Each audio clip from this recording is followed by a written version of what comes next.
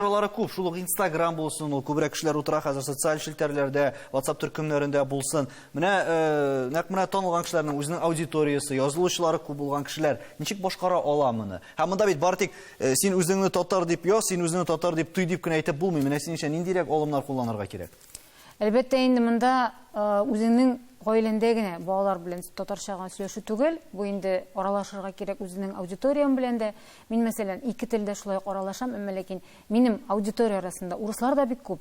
Һәм ул урыслар шулай ук мине татар икәнне күреп, мин шулай аралашканны күреп, менә күзәтәләр һәм безнең горурланганны күзәтәләр.